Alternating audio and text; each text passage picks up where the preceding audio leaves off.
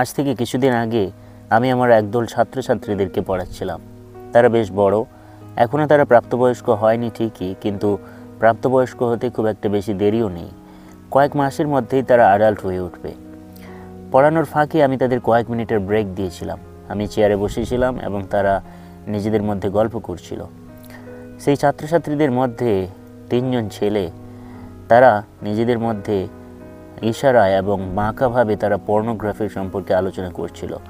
অর্থাৎ ইন্টারনেটের মধ্যে ছড়িয়ে থাকা অশ্লীল ভিডিওগুলোর সম্পর্কে তারা আলোচনা করছিল এবং তারা ডাইরেক্টলি কথাগুলোকে বলছিল না, কিন্তু তির্যকভাবে সেগুলোকে মেনশন করছিল। এবং তাদের মধ্যে একজন ছেলে নিজের শরীরকে অপব্যবহার করার মতো অঙ্গভঙ্গি করছিল।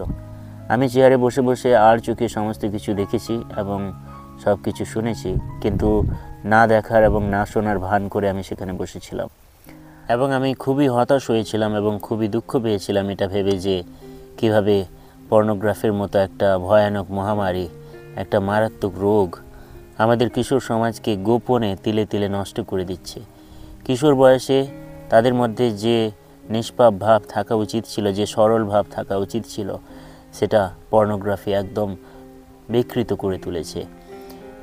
আমি জানি না তাদের মনের মধ্যে তখন কি ঘটছিল। আমি এটা নিশ্চিতভাবে বলতে পারি যে তারা পর্নোগ্রাফি দেখতে শুরু করেছিল এবং হয়তো তারা নিজেদের মনের মধ্যে তাদের সহপাঠী মেয়েদেরকেও বস্তুর মতো হিসেবে দেখত। হয়তো তাদেরকে নিজেদের শারীরিক চাহিদা পূরণের একটা মাধ্যম হিসেবে দেখত, মানুষ হিসেবে নয়। আমি জানি না তাদের মধ্যে কি পরিবর্তন এসেছিল, কিন্তু এটা খুবই একটা ভয়ানক এবং খুবই একটা দুঃখজনক পরিবর্তন। কিছুদিন আগে আরও একটা নিউজ আমি পড়ছিলাম। অ্যামাজন এবং ফ্লিপকার্টের মতোই অনলাইন শপিং করার একটা ওয়েবসাইট রয়েছে, তার নাম হচ্ছে ব্ল্যাঙ্কেট। এবং ব্ল্যাঙ্কেটের সিইও তিনি 31 ডিসেম্বরের রাতে একটা টুইট করেছিলেন।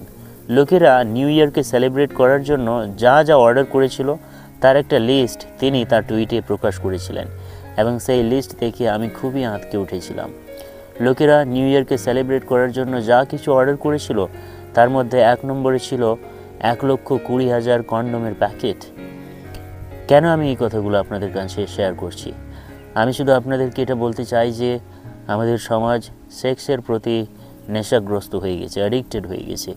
আমাদের ওয়েব সিরিজগুলো দেখুন, সেগুলো সেক্সকে এক্সপ্লিসিটলি বা ইমপ্লিসিটলি দেখায়।